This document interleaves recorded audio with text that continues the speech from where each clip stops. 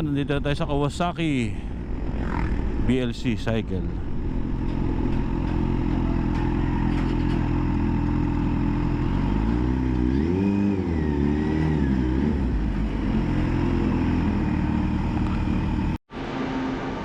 Ayun na mga ka-GM, nandito na yung CH2 natin. Nasa loob na ng kasa. So antayin natin mamaya gagawin. Video natin ano yung gagawin, papalitan ng pyesa sa motor natin. Okay.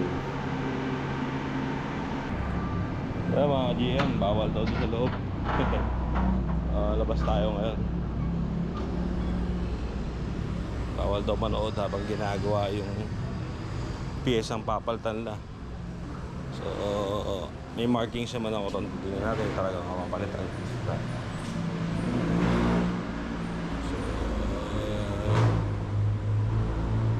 Yan, antay-antay muna tayo doon sa taas.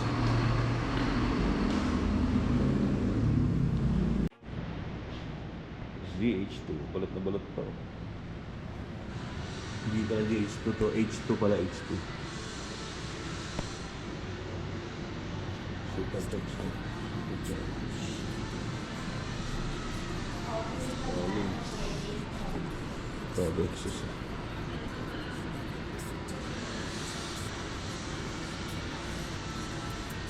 Z900.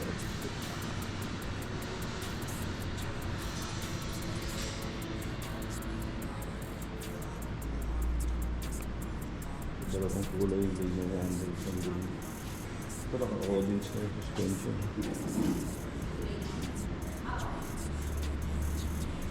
Links. SE.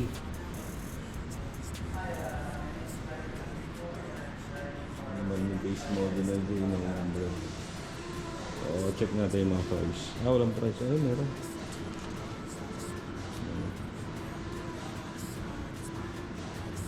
Ito yung base model. Ito yung top of the line. So, walang price. So, J1000.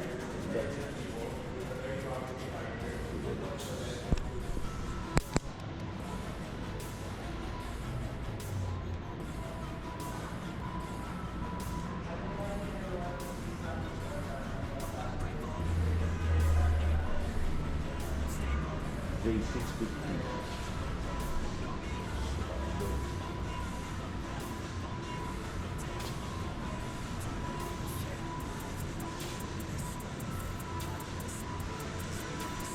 Ito. J1000R. All these pag 1000R. J650. Ito lang big bikes dito.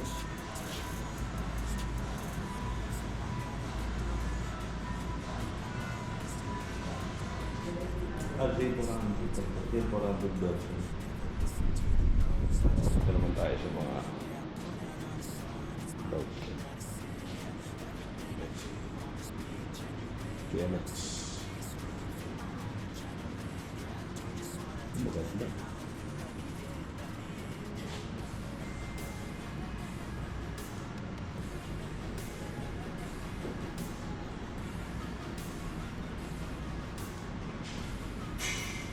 Versus 50.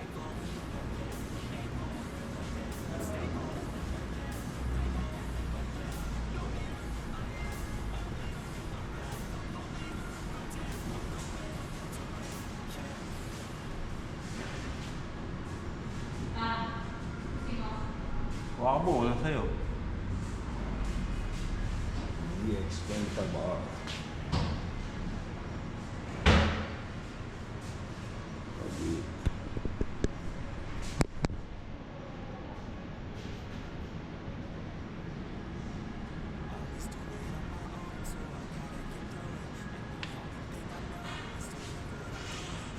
Ito yung 250cc na inline 4.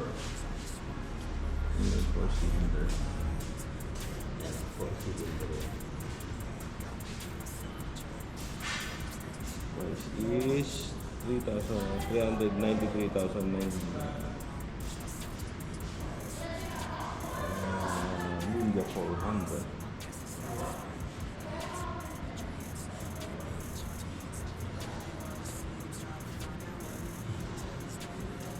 Tingin din natin gaya ng natin na kay Aldrin Ninja 1000 SX Super Bronze.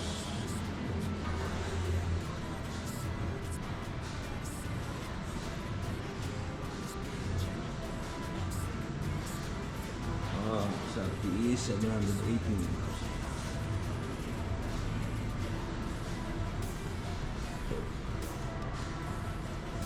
Yes.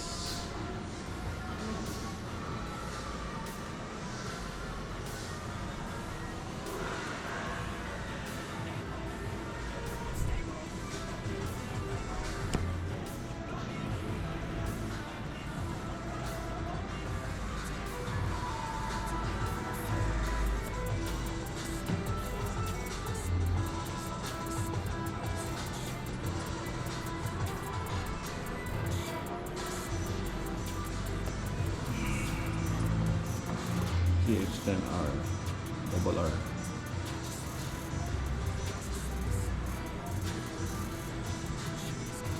Yung range bike nila 1.550. Yeah. Almost steel bumper.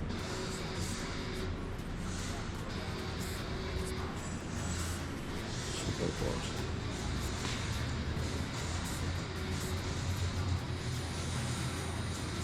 G3.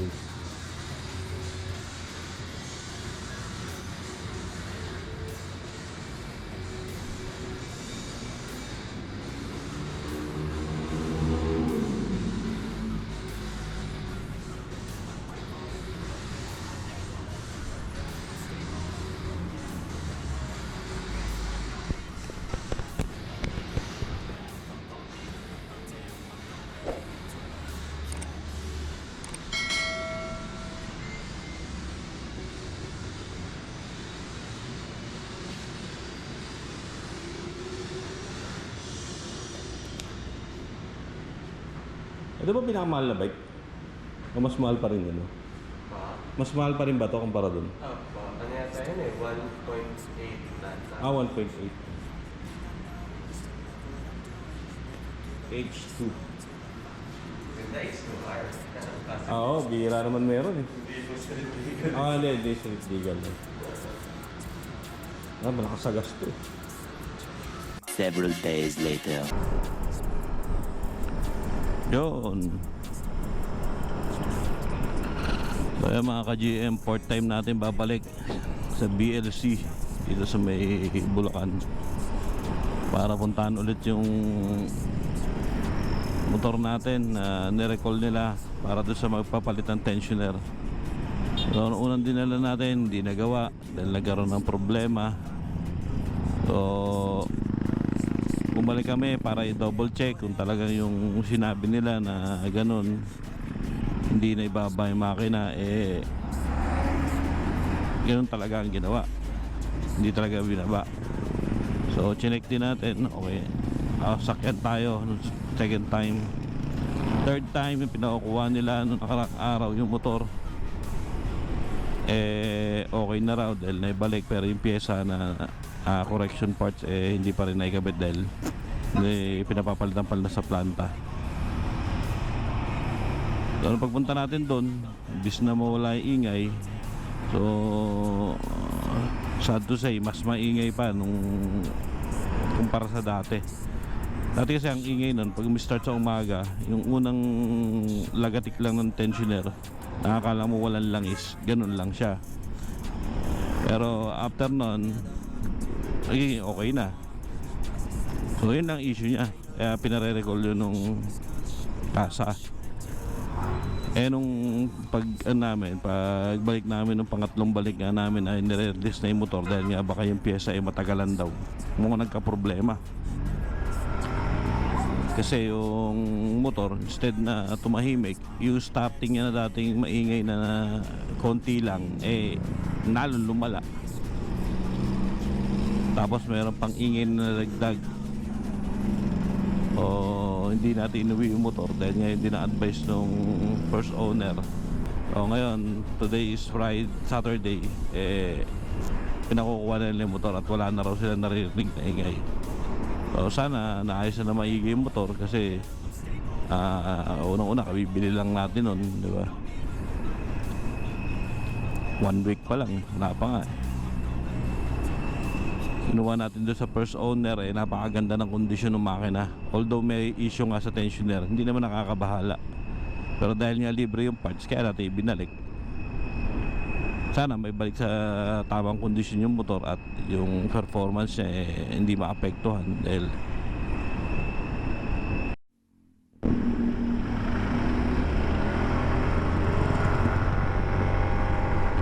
yun, for the fourth time nandito na tayo.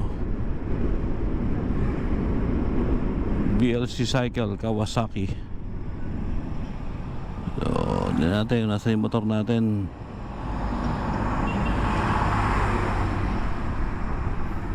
Yeah. 1 hour later. So yun mga ka-GM, ay sa wakas, salamat Kawasaki BLC number 1. Tuloy no. Yun, nakuha na natin yung motor natin. Yung naging problema, naayos naman lahat, napalitan na ng tensioner na bago. So yun, salamat. Ngayon pauwi na kami ni Commander, si Boss Madam. Pauwi na tayo. Kanina pag start natin, yung nirereklamo natin na umingay, ayos naman, okay na. Sabi ko nga lahat ng bagay nagagawa, diba? Ayos yan, syempre trabaho nila, yung mekaniko, trabaho ko rin yan. Minsan nangyayari din sa amin yan pag gumagawa kami ng sakyan na nagkakaroon ng back job, nagkakaroon ng problema, hindi mo inaasahan, pero lahat ng yan nagagawa, no? So yun nangyari sa motor ko, nintindi ko sila dahil syempre sa mekaniko, gaya ko nila, naunawaan ko yun. So nagkaroon man ng konting problema, lahat naman na i-correct. So salamat Kawasaki BLC Bulacan sa mga gustong bumili ng motor dyan, big bikes, small bikes ng Kawasaki. Lahat ng Kawasaki na klase ng motor meron sila, yung mga modelo ngayon, diba? So bisitahin nyo sila dyan sa may, bago mag road 2 sa may Sapang Palay, along Quirino Highway lang sila. Madadaanan siya katabi ng Best Link College of the Philippines.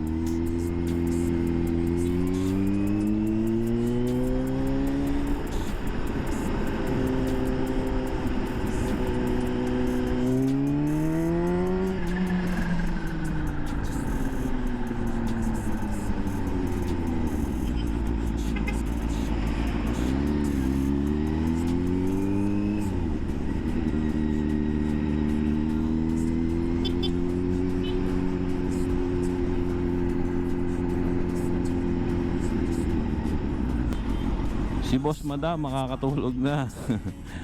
Siya yung hindi makatulog dito sa motor eh. Ang araw na siya nag-iisip dahil kabibili lang niya ng motor, hindi niya ngayon magamit. Ganun talaga.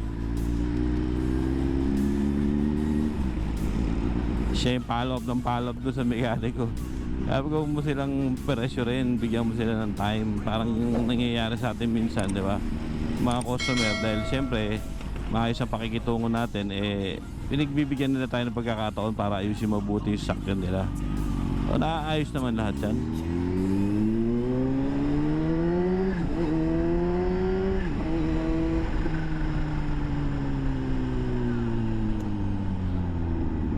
Sisigawan na naman sila ng bomba.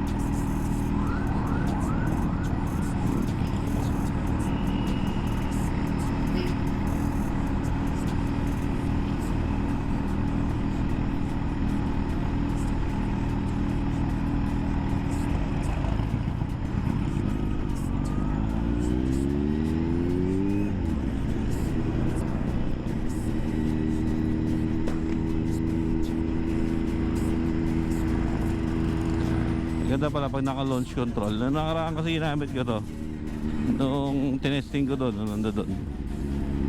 Eh, hindi siya hindi naka-on yung launch control niya. Putya, nung pagpasok ko segundas, piniga ako, nag-wheelie yung motor. Putya, lula rin ako eh. Grabe to, napakalakas. Pag naka-launch control siya, kahit birahin mo siya ng birahin, hindi niya tatapon. Kumbaga, kontrolado yung power niya. Yung sikad niya, medyo kontrolado siya. Hindi siya ganun ka,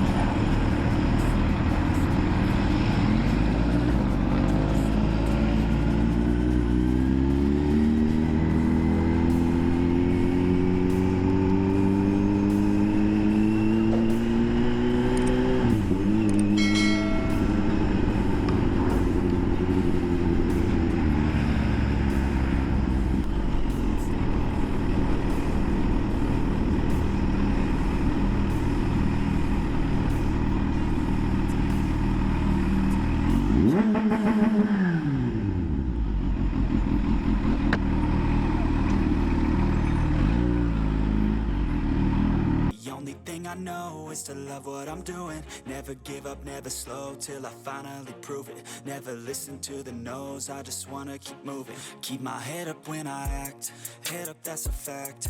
Never looking back, I'ma keep myself